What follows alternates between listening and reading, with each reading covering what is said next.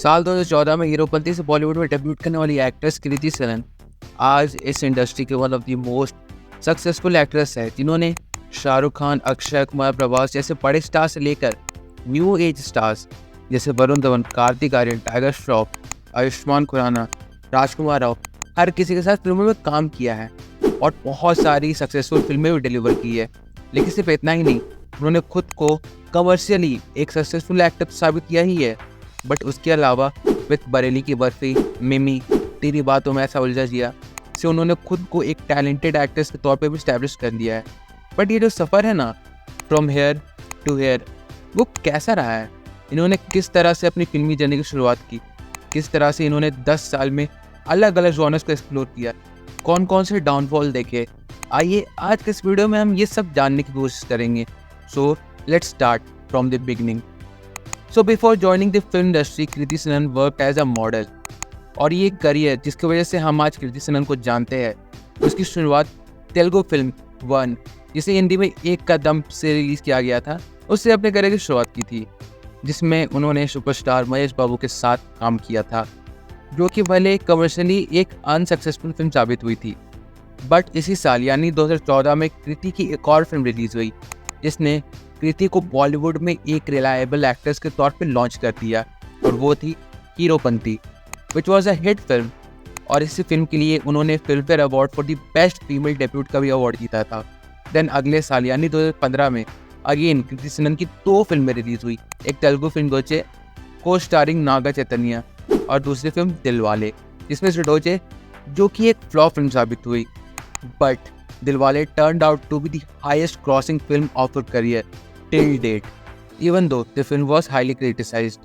फिर इसके 1 साल के गैप के बाद आई फिल्म राब्ता और बरेली की बर्फी इन 2017, जहां राब्ता मैडॉक फिल्म, इसने स्त्री यूनिवर्स को जन्म दिया है, उस प्रोडक्शन हाउस के मालिक दिनेश विजान की डायरेक्शन में बनी थी, जिसके गाने तो चार्ट बस्टर तो साबित हुए ही थे। और इसके अलावा SSR और कृति की जोड़ी को भी काफ़ी पसंद किया गया था।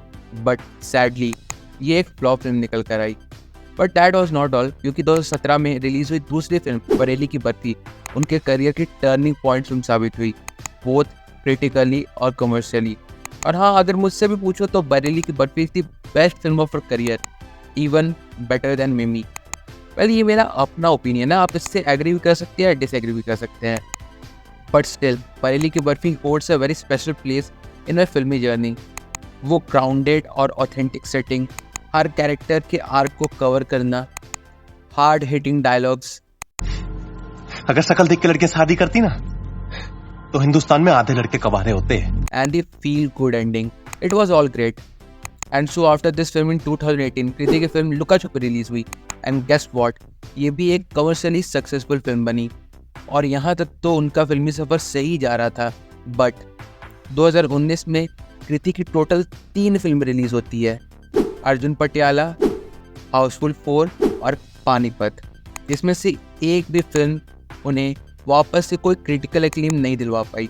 बट यस, हाँ, मैं मानता हूँ हाउसफुल 4 अगेन कृति के करियर की one of the highest crossing films के तौर पर निकल कर सामने आई। बट स्टिल एक आर्टिस्ट के मन में जो एक खालीपन होता है ना, से सिर्फ एप्रिसिएशन ही बढ़ सकता है, वो इन तीनों फिल्मों से बिल्कुल भी रिसीव नहीं हुआ। And then after a year gap in 2020, mostly due to COVID, 2021 में रिलीज हुई मिमी और हम दो हमारे दो। And yes, I totally agree कि performance wise Mimi is the best film she has ever done in her career. और इस परफॉर्मेंस को सिर्फ जनरल ऑडियंस नहीं बल्कि क्रिटिक्स और नेशनल अवार्ड जूरी ने भी नोटिस किया, and that's why Kriti won the national award for the role of Mimi. और अगर मेरी भी मानो तो within 7 years of career Kriti ने खुद को कमर्शियली एक सक्सेसफुल एक्ट्रेस के तौर पर साबित किया है, with films like Heropanti, Bareilly की बर्फी, लुका छुपी, दिलवाले, हाउसफुल 4। और क्रिटिकली भी बरेली की बर्फी, मिमी जैसी फिल्मों से एज एन परफॉर्मर भी खुद को स्टैब्लिश कर लिया है। और with in a very short period of time she has one the national award, जो हर किसी आउटसाइडर के लिए आसान तो नहीं ही होता है, but she has achieved it all. और मिमी के बाद और हम दो हमारे दो, जो डिज्नी प्लस हॉटस्टार पर रिलीज हुई थी, उसके लिए भी शी रिसीव्ड क्रिटिकल एक्लेम। लेकिन अब यहाँ आता है कहानी में ट्विस्ट, और ये वही ट्विस्ट है जिससे हर किसी को गुजरना होता है। Yes, you guessed it right, downfall. So देखो, ऐसा नहीं है कि there was less in number of films she received post pandemic, लेकिन 2022 और 2023 इनके करियर की वर्स्ट ईयर मानी जाती है।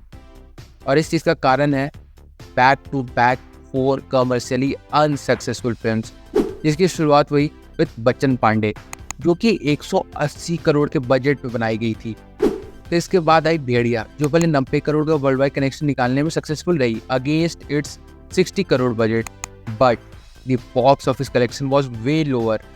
और मे बी इस चीज़ का कारण इस फिल्म का ठीक से प्रमोशन नहीं करना था, क्योंकि जितने भी लोगों ने इस फिल्म को देखा उनमें से मैक्सिमम को ये आइडिया ही नहीं था कि ये 3 यूनिवर्स में सेट है, else the average box office. फिर शहजादा, आदिपुरुष और गणपत, इनके बारे में क्या ही बोला जाए, all 3 were box office bombs, जिसके लिए क्रिटिक्स ने तो इन फिल्मों को बहुत बुरी तरह से ट्रोल तो किया ही। वेयर गणपत, जो कि 2 पार्ट्स में रिलीज होने वाली थी, वो इतने बुरे तरीके से पीटी कि उसे एक ही फिल्म में निपटा दिया गया। और आदिपुरुष पे तो आज तक मीम्स बनते हैं, and Shehzada is a forgettable film. But again that was not all, क्योंकि इन 2 सालों का कर्ज बस नेक्स्ट साल यानी 2024 में ही टूटने वाला था, मतलब इसी साल। Where again Kriti Sanon made a comeback with 2 back to back critically and commercially successful films.